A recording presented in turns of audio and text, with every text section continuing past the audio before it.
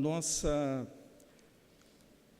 breve palavra introdutória está na carta aos Efésios, capítulo 6. Nós vamos ler aqui a partir do verso 10. No demais, irmãos meus, fortalecei-vos no Senhor e na força do seu poder. Revesti-vos de toda a armadura de Deus, para que possais estar firmes contra as astutas ciladas do diabo.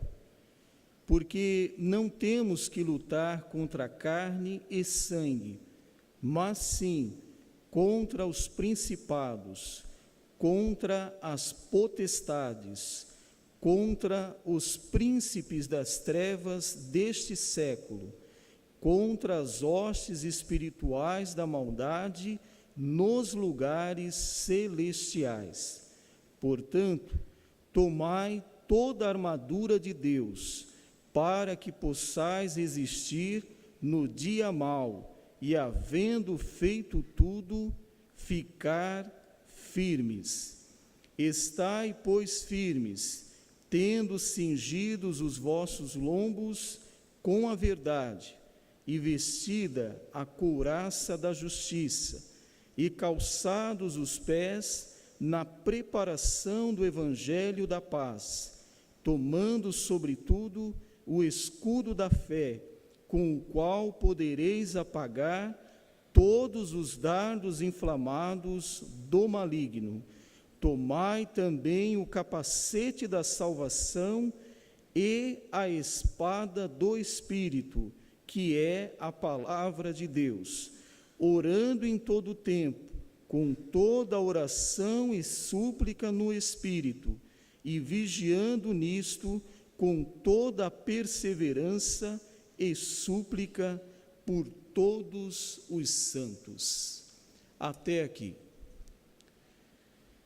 Esta carta aos Efésios faz parte de um grupo considerado como as cartas da prisão. O apóstolo Paulo, ele teve uma ideia, podemos dizer, a inspiração do Espírito Santo, para que ele falasse aos Efésios sobre uma armadura espiritual. Ele observou um soldado romano, observou a vestimenta do soldado, e ele procurou ver que quem tinha criado aquela armadura para o soldado tinha pensado em pontos importantes, fundamentais no corpo humano, para serem protegidos quando estiverem numa batalha, numa guerra. Então o apóstolo Paulo, observando essa armadura do soldado romano, ele procurou fazer uma aplicação espiritual para os crentes de Éfeso, mostrando que cada parte daquela armadura poderia ser comparada, poderia ser feita uma associação com características para a vida do cristão. Nós lemos aqui sobre, no verso 14, a cintura vestida com a verdade, os lombos, aqui no caso, o peito com a couraça da justiça. Ele falou de um escudo e falou também sobre o capacete da salvação e a espada do Espírito, que é a palavra de Deus. Nesse verso 17, especificamente, ele fala sobre o capacete da salvação. Esse capacete da salvação, ele pode ser adquirido pelo crente quando ele tem, primeiro, o conhecimento da salvação, e segundo, quando ele tem a certeza da salvação. O apóstolo sabia que a mente do crente, a cabeça do crente, precisa ser protegida contra os ataques do inimigo. Na mente do crente passam muitos pensamentos, pensamentos que muitas vezes não são bons, muitas vezes são impróprios, são impuros, e ele sabia então que o crente precisava deste capacete da salvação. Todo crente precisa ter este conhecimento básico da salvação. Primeiro, que só Jesus pode salvar. Só Jesus é o caminho que conduz o homem a Deus, que conduz o homem à vida eterna. Só Jesus pode salvar o homem.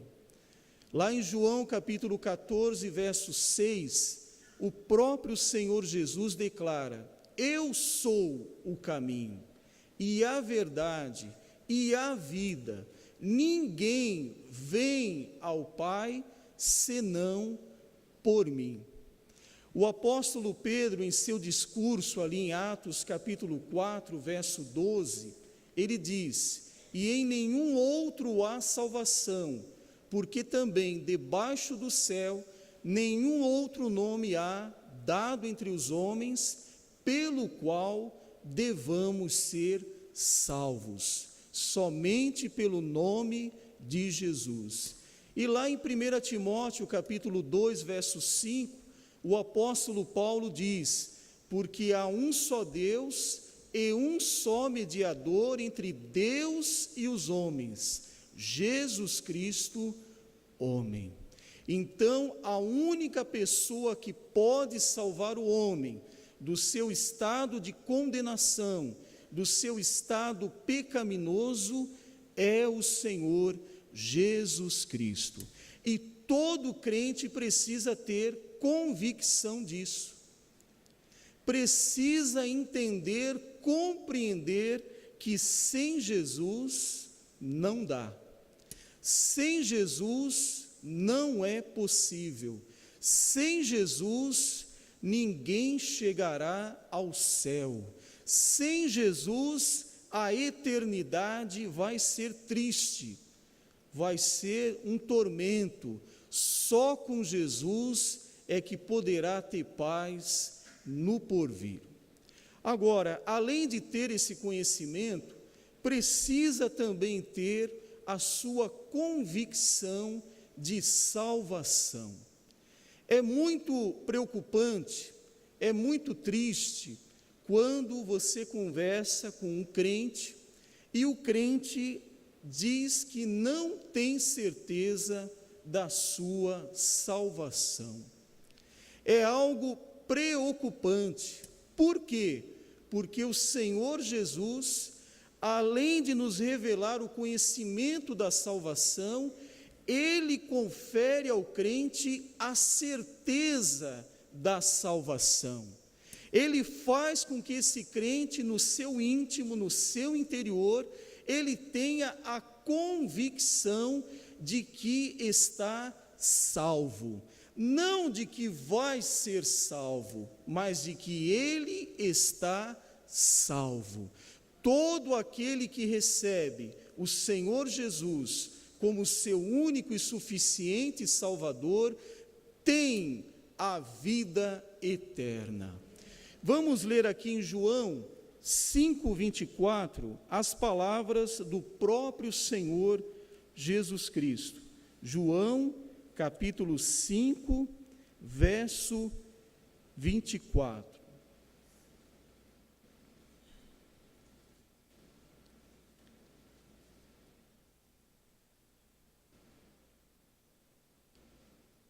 João 5:24 diz assim: na verdade vos digo, que quem ouve a minha palavra e crê naquele que me enviou, tem a vida eterna.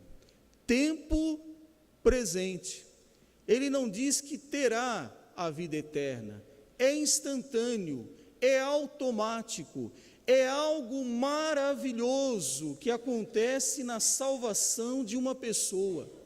Ela estava indo para o inferno. Por causa dos pecados, todo ser humano merece o inferno. Mas uma vez que essa pessoa aceitou, recebeu a Cristo como Senhor e Salvador, agora ela está indo para o céu. Como isto é possível? É uma obra maravilhosa que o Espírito Santo opera na vida do homem. E o Senhor Jesus continua: e não entrará em condenação, tempo futuro. O crente que recebeu a Cristo, ele tem certeza da sua salvação, e ele sabe que no futuro, ele não vai entrar em condenação, porque o Senhor Jesus pagou o preço da sua redenção. Ele não vai entrar em condenação, ele não tem medo do julgamento do grande trono branco, ele não tem medo do inferno, ele não tem medo do porvir, porque ele está seguro em Cristo Jesus. Eu aceitei a Cristo, eu tenho a vida eterna e eu não entrarei em condenação. Jesus pagou o preço, eu sou justificado por Jesus Cristo. E o Senhor Jesus termina dizendo: mas passou da morte para a vida. Tempo passado. Todos nós aqui estávamos mortos em nossos delitos, em nossas ofensas, em nossos pecados, mas quando aceitamos a Jesus, recebemos vida, nós fomos vivificados em Cristo Jesus, passamos de um estado de morte e agora passamos para o estado de vida. Eu tenho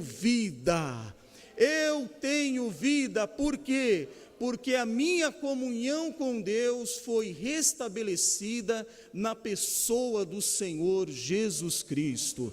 A criatura foi ligada de novo ao Criador, e o Criador é tão bom que agora não nos chama mais de criatura, mas nos chama de filhos, filhos por adoção através de Jesus Cristo.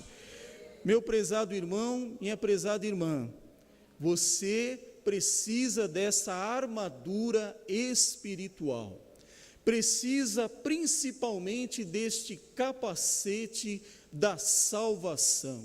Nenhuma heresia, nenhum ensino contrário, nenhuma armadilha, nenhum ardil de Satanás vai tirar você deste caminho tão glorioso, o caminho da salvação.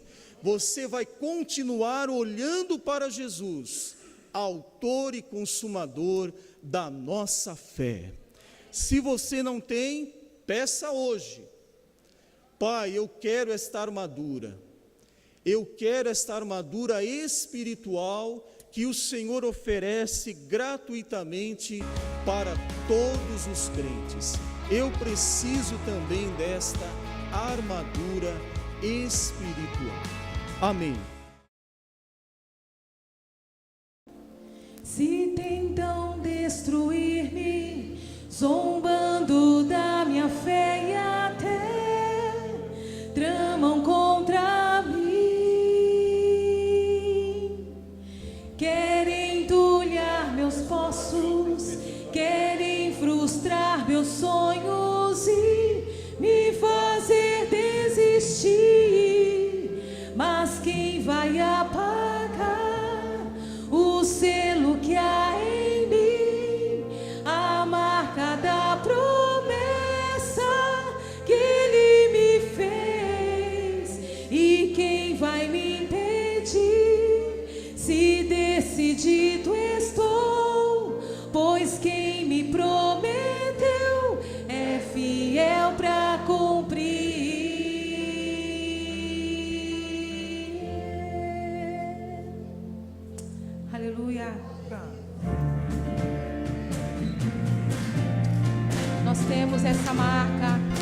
Nós temos essa promessa em nossa vida. Aleluia.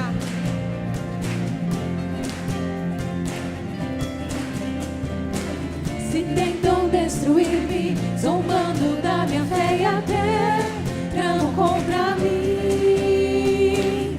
Querem frustrar meus passos, querem frustrar meus sonhos e me fazer desistir. Mas quem vai apagar o selo que há em mim? A marca da promessa que Ele me fez. E quem vai me impedir? Se decidido estou, pois quem me prometeu é fiel pra cumprir. O meu Deus nunca falhará. Eu sei que chegará minha vez. Minha sorte Ele mudará diante dos meus olhos. O meu Deus nunca falhará. Eu sei que chegará minha vez. Minha sorte Ele mudará diante dos meus olhos. Se tentam destruir-me, zombando da minha fé e até tramam contra mim.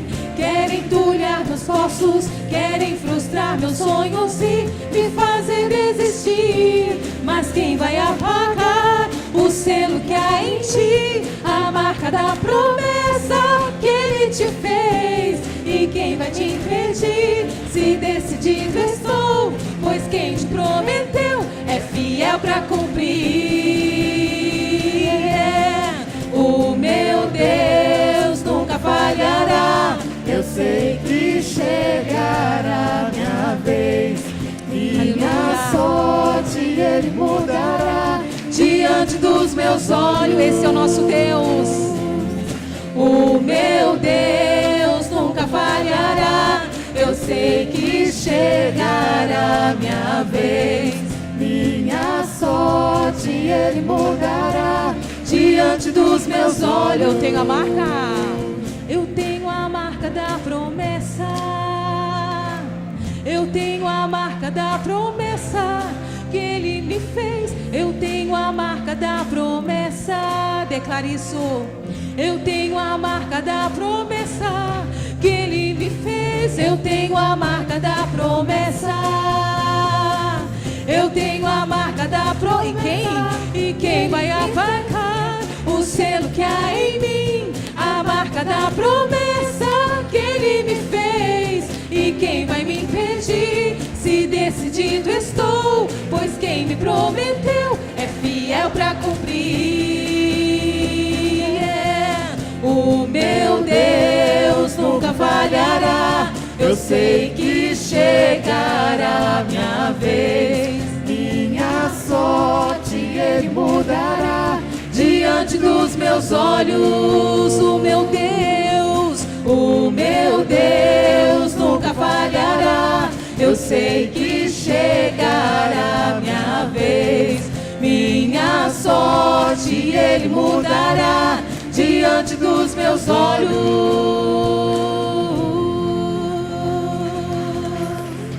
Aleluia. Esse é o nosso Deus. Cumprimento a todos com a paz do Senhor. Convido-os a abrirem suas Bíblias no livro histórico de Atos dos Apóstolos, capítulo 6, 2 versos, o 13 e o 14. Vamos meditar sobre o sermão de Estevão. Como é bom adorar ao Senhor, amém? Estar na sua presença, poder desfrutar desta comunhão maravilhosa com Deus e com a igreja do Senhor. Não entendo como pessoas deixam de se congregar. Tão bom passarmos momentos aqui desde a parte da manhã e à noite. Diz o texto de Atos, capítulo 6, versos 13 e 14. Apresentaram falsas testemunhas que diziam: este homem não cessa de proferir palavras blasfemas contra este santo lugar e a lei, porque nós lhe ouvimos dizer que este Jesus Nazareno há de destruir este lugar e mudar os costumes que Moisés nos deu. Oremos. Senhor, busquemos mais uma vez a Tua santa presença para nos alimentarmos da Tua palavra. Continua falando conosco aos nossos corações. Ó Deus, desperta o interesse pela Tua palavra e revela, Senhor, como o Senhor mesmo disseste, que essas revelações, esses mistérios seriam claros aos pequeninos de coração. É a nossa oração em nome do Senhor Jesus. Amém. A Bíblia, ela é cristocêntrica, Cristo no centro. Muitos não gostam muito de meditar no Antigo Testamento, preferem mais o Novo Testamento. Muitos gostam dos Salmos e esquecem os outros livros do Antigo Testamento. E nesse sermão de Estevão, nós vamos encontrar características que são importantes também para a nossa época, de como esse servo do Senhor, um judeu helenista, que era cheio do Espírito Santo de Deus, e ele se deparou com essa acusação que acabamos de ler, foi levado ao Sinédrio, que era o conselho dos judeus, a suprema corte dos judeus, e ali, por defender a fé na pessoa do Senhor Jesus Cristo, ele foi condenado de uma maneira até irregular para a sua época, porque eles estavam debaixo da autoridade romana, e Estevão foi apedrejado. E nesse capítulo 7, fala do sermão de Estevão. Nós podemos, é um capítulo muito grande que nós não vamos ler todo, mas vamos fazer algumas referências. É um capítulo que nós vamos ver mais a narrativa da história de Israel, Israel como povo, Israel como nação, como povo escolhido do Senhor. E nesse discurso, nós vamos ver algumas pistas de tipos e simbolismo a respeito do Senhor Jesus Cristo. E vamos também ver referências que podemos dizer que são referências obscuras, não são muito nítidas, mas que nos falam, que nos convergem para a pessoa bendita de nosso Senhor e Salvador Jesus Cristo. Então,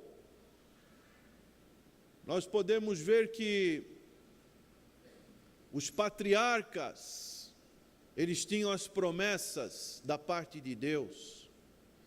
A lei apontava para tipos e símbolos do Senhor Jesus Cristo. Nós vemos os salmos como esperanças messiânicas da vinda do Senhor Jesus Cristo. E nós vemos os profetas que falaram, que nos mostrava aquele que havia de vir, tanto no seu primeiro advento, como também no seu segundo advento. E nesse capítulo 7 de Atos, nós vemos, por exemplo, no verso 37, que Estevão faz uma narrativa de Moisés, dizendo: Este é aquele Moisés que disse aos filhos de Israel: o Senhor vosso Deus vos levantará entre vossos irmãos um profeta como eu, a ele ouvireis. Quem é esse profeta? Então aqui nós não vemos o nome do Senhor Jesus Cristo, mas devemos conhecer tanto o Antigo Testamento como o Novo, porque os dois são o quê? Vamos repetir? Cristocêntrico. Vamos repetir? Cristocêntrico. Nós temos que encontrar a pessoa do Senhor Jesus Cristo. Também podemos ver no verso 52, Estevão vai falar: a qual dos profetas nos perseguiram nossos pais, até mataram os que anteriormente anunciaram a vinda de quem? Do justo, do qual vós agora fostes traidores e homicidas. Então, Estevão, se lermos sem uma meditação muito profunda, sem a direção do Espírito Santo, vamos procurar interpretar esse capítulo como que Estevão não falava do Senhor Jesus Cristo. Falava muito bem da história de Israel. Mas será que era isso? O propósito de Estevão era mostrar, num discurso bem extenso, a pessoa do Senhor Jesus Cristo e a sua relação com a história de Israel. Então nós podemos ver, em primeiro lugar, o Senhor Jesus Cristo na promessa a Abraão. No verso 5 a 8 do capítulo 7, nós encontramos: e não lhe deu nenhuma herança, nem ainda o espaço de um pé, mas prometeu que lhe daria a posse dela, e depois dele a sua descendência, não tendo ele filho. E falou Deus assim, que a sua descendência seria peregrina em terra alheia, e a sujeitariam à escravidão e a maltratariam por 400 anos. E eu julgarei a nação que os tiver escravizado, disse Deus, e depois disso sairão e me servirão neste lugar. E deu-lhe o pacto da circuncisão, e assim gerou a Isaque, e o circuncidou ao 8º dia, e Isaque a Jacó, e a Jacó aos 12 patriarcas. Então aqui nós vemos uma promessa para um homem que tinha quantos anos? 100 anos. E a sua mulher, avançada em idade, 90 anos.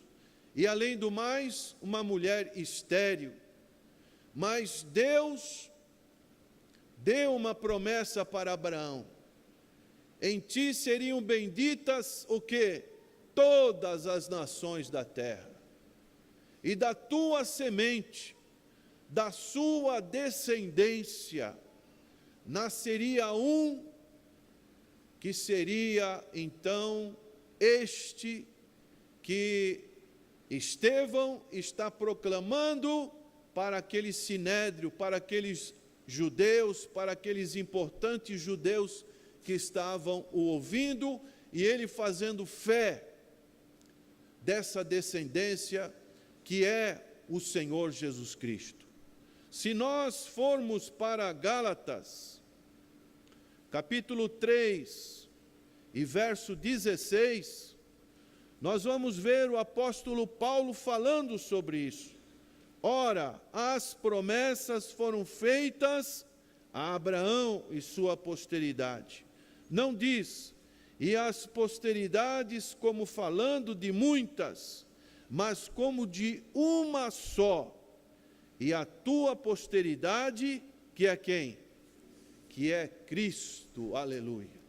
Então aqui encontramos esta semente que Estevão estava colocando para aqueles judeus que, através da inveja e através da rejeição, eles estavam rejeitando aquele que era prometido a Abraão, aquele que deveria ser o Messias, o libertador, não do jugo de Roma, do poderio militar, mas seria o libertador espiritual para o povo de Israel, aleluia. E daí Estevão, ele vai indo mais à frente, e ele vai falar de José do Egito, e ele vai nos mostrar de como os irmãos de José o rejeitaram. Parecia que a vida de José estaria acabada. Ele foi vendido por mercadores midianitas, foi para o Egito, e ali seria mais um escravo. Mas o que aconteceu com José do Egito? O Senhor estava no controle de todas as coisas, aleluia. Que coisa maravilhosa, esse Deus pessoal, esse Deus que interfere na história da humanidade e quer interferir nas nossas vidas, quando nós temos o coração aberto para que Deus possa agir nas nossas vidas. E ali José parecia esquecido, ficou 2 anos numa prisão, numa masmorra lá no Egito, mas Deus mudou a sorte de José do Egito. E assim, ele, de uma hora para outra, da noite por dia, ele foi colocado numa posição de destaque. Deus o exaltou. Aquele que tinha sido rejeitado, que é algo comum no relato de Estevão, aquele que tinha sido rejeitado, era isso que é o propósito, o alvo de Estevão, era falar para aqueles judeus: olha, vocês o rejeitaram, mas o que acontece? Deus o exaltou, aleluia. E ele foi o providenciador que salvou os seus irmãos da fome e da morte.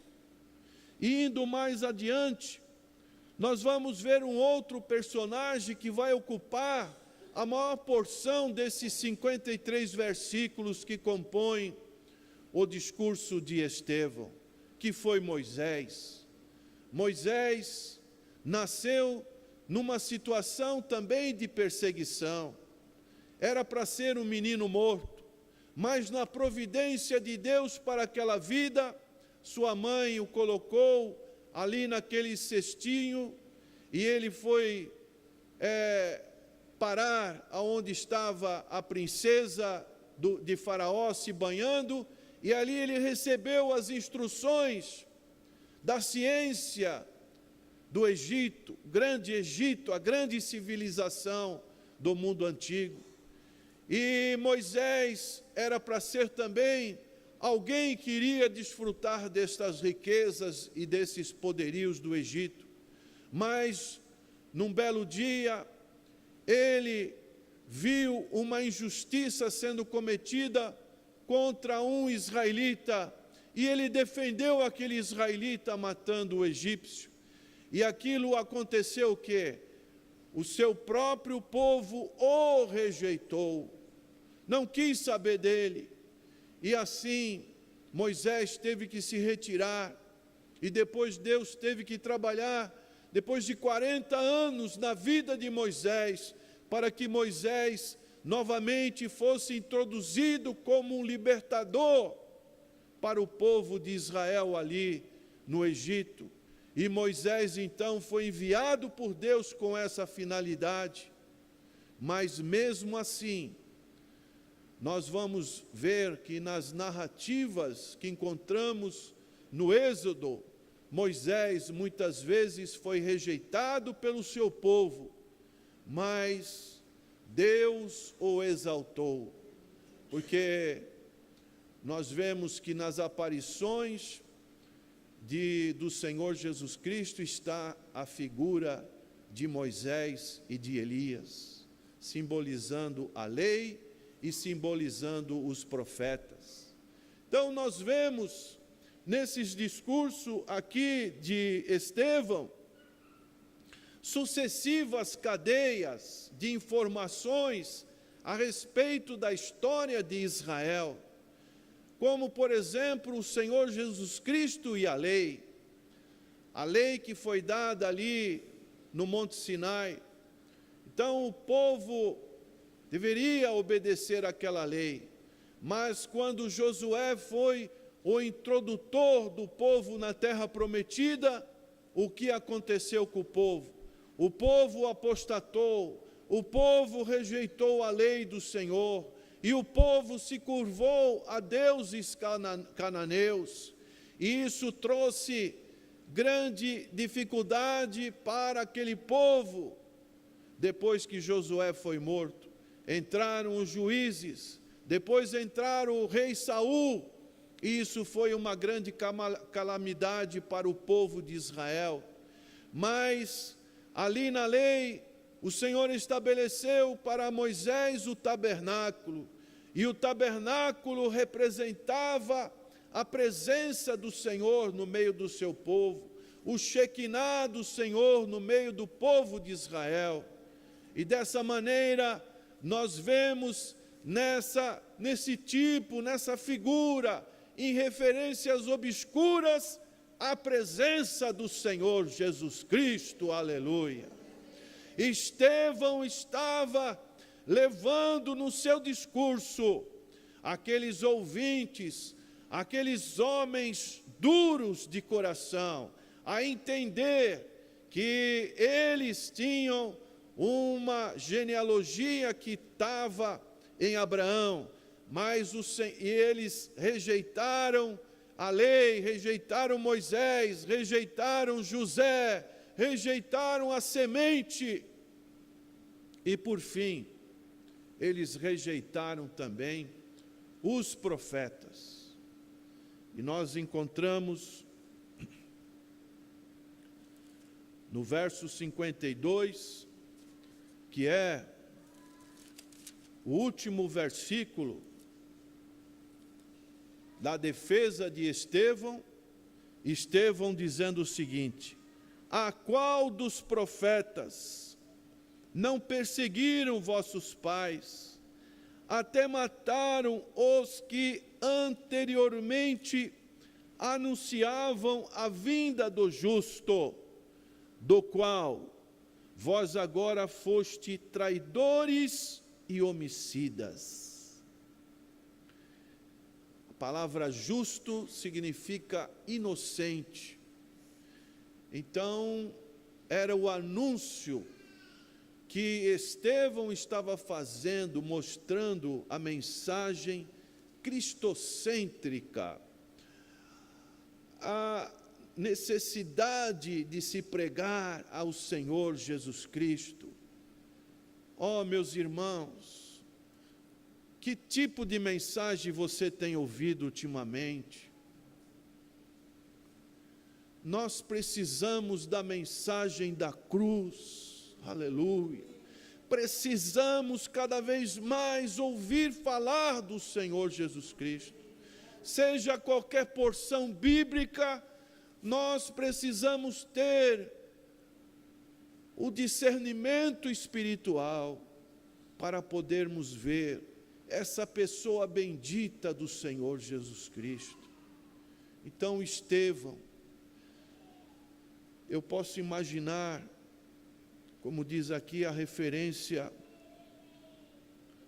do verso 15 do capítulo 6, então todos os que estavam assentados no conselho, fixando os olhos nele, viram o seu rosto como o rosto de um anjo, aleluia. Oh, uma pessoa cheia da graça do Senhor, assim como Moisés, quando desceu do monte, o seu rosto brilhava com uma intensidade tão forte, que foi necessário colocar um véu sobre o seu rosto, porque grande era a plenitude da presença de Deus na vida de Moisés, assim também na vida de Estevão, este homem do Senhor, este primeiro mártir do cristianismo. Ele estava ali proferindo essas palavras sem medo, destemido diante daquelas autoridades, e ele chegou a esse tipo de um veredito: até mataram os que anteriormente anunciaram a vinda do justo, do qual vós agora fostes traidores e homicidas. Que coragem, né, irmãos? Traidores e homicidas. Então, paramos agora para pensar um pouco, a meditar nesse quadro, a procurar vivenciar esse momento onde não sabemos quantas pessoas estavam ouvindo esse discurso e Estevão sozinho. Eu posso imaginar que Estevão tinha muita mais coisa para falar, como Pedro falou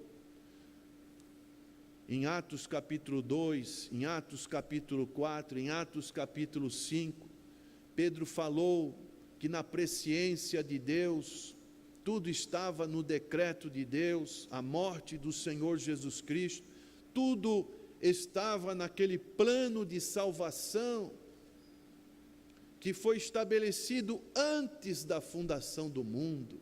Deus já tinha estabelecido, mas naquele momento, Estevão não teve mais o que falar, porque a oposição era tão grande, a rejeição era tão grande para Estevão, que diz o texto: ouvindo eles isto, enfureceram-se em seu coração e rangiam os dentes contra ele. Era um ódio mortal dessa rejeição. E aqui nós vemos o que podemos entender disso, a que ponto chega o coração humano. Como está o teu coração? Você tem rejeitado as coisas de Deus? Você tem rejeitado o Senhor da vida, o Senhor Jesus Cristo? Você tem rejeitado a igreja do Senhor? Vivemos em dias difíceis, em dias de escândalos, onde muitas das vezes as pessoas dizem assim: você vê quanto escândalo, quanto líder fazendo isso e aquilo.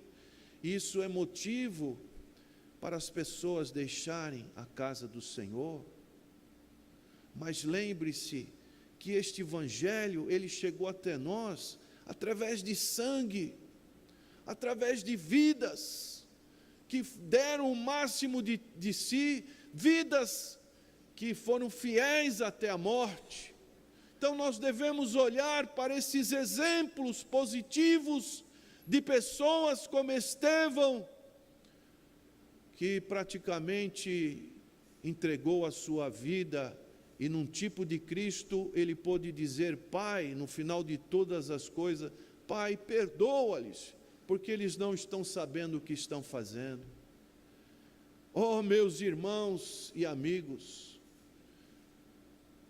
que evangelho que é esse que conquista a pessoa de uma maneira tão plena, tão sublime, tão amorosa, que a pessoa fica, como disse o apóstolo Paulo: já não sou eu quem vivo, mas Cristo vive em mim.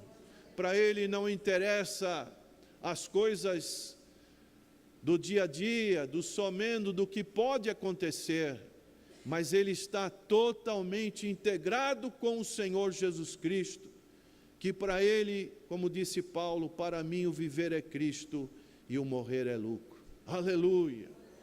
Então hoje, esse sermão é aplicativo para os nossos dias, para as nossas vidas. Será que você tem sido rejeitado? É um ponto.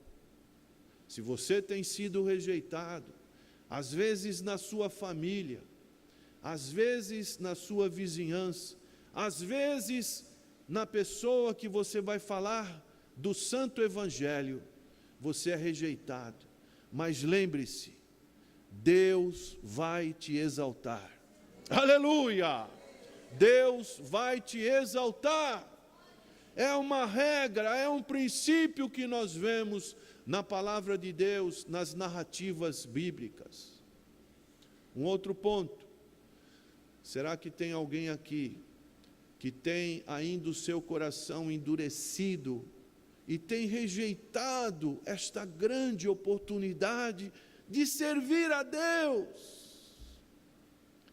Quantos acham que servir a Deus é bom? É bom ou não é? Às vezes, nós temos, quando estamos do outro lado, achamos que a vida cristã é algo enfadonho, é algo triste.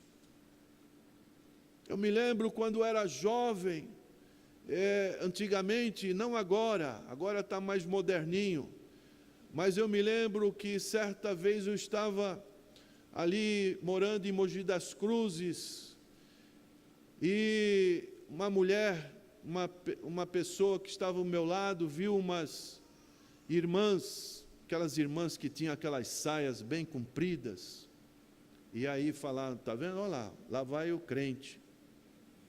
Então, parecia algo que, puxa, será que eu vou ser que nem aquela mulher? Era assim. Mas servir ao Senhor é bom, aleluia. Bom é estar na casa do Senhor, bom é louvar o Senhor, bom é glorificar o nome santo e excelso do Senhor, porque nós sabemos em quem temos crido, sabemos para onde vamos. A morte não tem mais vitória sobre as nossas vidas.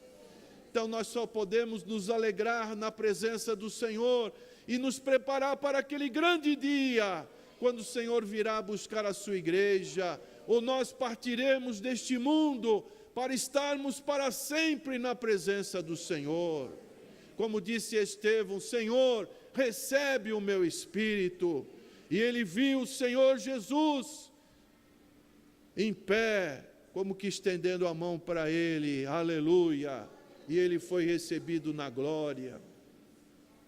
Então você que está aqui, não rejeite, não tenha o seu coração endurecidos, como teve esses judeus, mas abra o seu coração.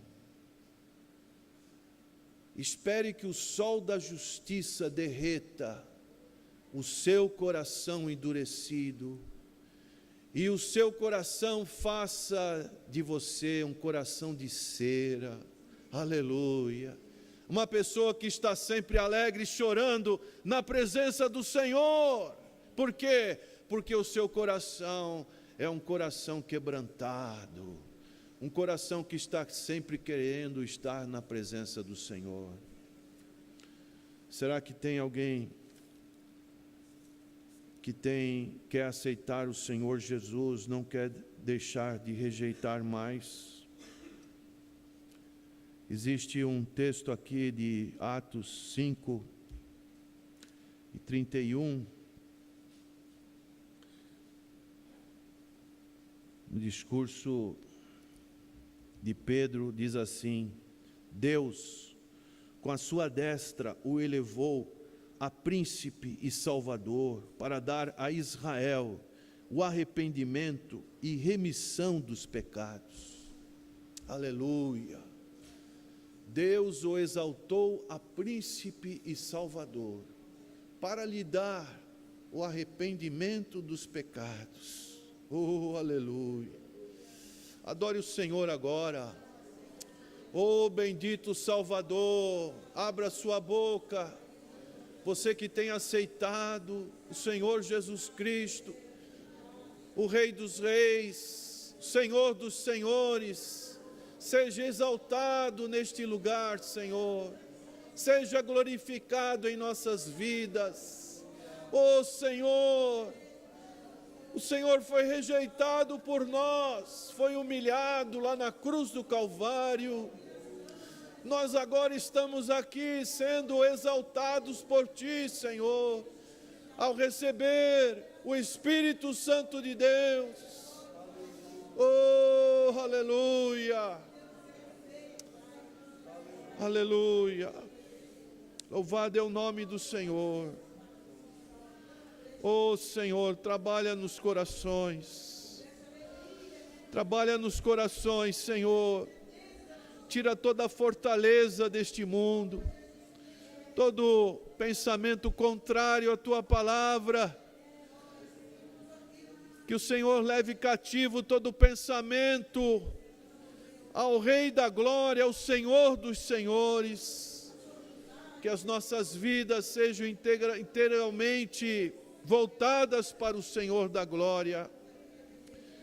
Ó Deus, se tem alguém que ainda não tem aceitado este Evangelho neste lugar, que vai nos ver através da televisão, que o Senhor possa estar trabalhando nesse coração, e esse coração seja aberto, e caiam as fortalezas contrárias, para que este coração possa servir ao Senhor com singeleza e dedicação.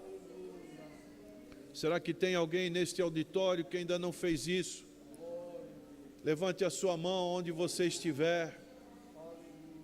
Nós queremos orar pela sua vida. Oh, aproveite este momento. Diga sim ao Senhor Jesus. Este é o melhor sim que você pode dizer no mundo, nesta vida. É o dia que você vai dizer sim ao Senhor. Ele quer dar um sim na sua vida. Ele quer ser entronizado na sua vida. Aleluia. Continue louvando ao Senhor. Temos ali uma mão erguida. Aleluia. Mais alguém quer dar esse sim? Eu quero, a partir de hoje, que o Senhor viva na minha vida. Que o Senhor atue poderosamente na minha vida. Que o Senhor trabalhe no meu passado e o Senhor me dê esperança neste mundo cruel, de eu ser uma testemunha do Senhor. Então vamos ficar de pé. Continue glorificando o nome do Senhor. Não pare de glorificar o nome do Senhor. E se essa vida que levantou, se quiser vir acompanhada de alguma irmã aqui na frente, pode vir, jovem. Se você quiser vir receber uma oração.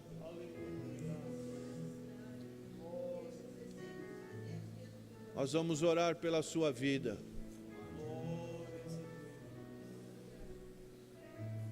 Vamos interceder por essa vida. O Senhor continue trabalhando neste coração.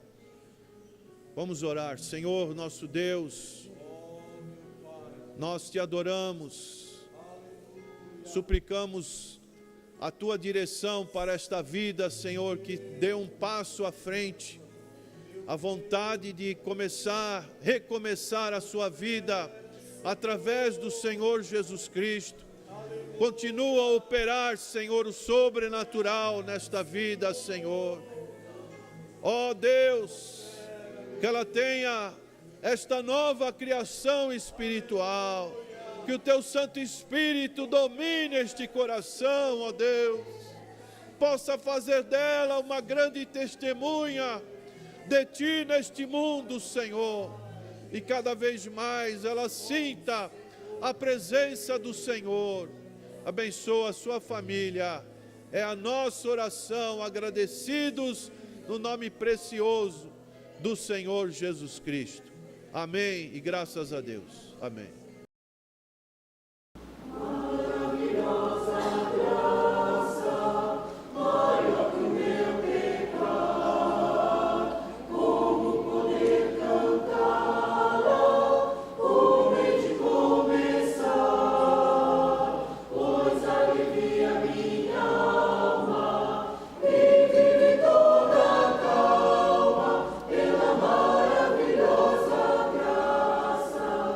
Jesus.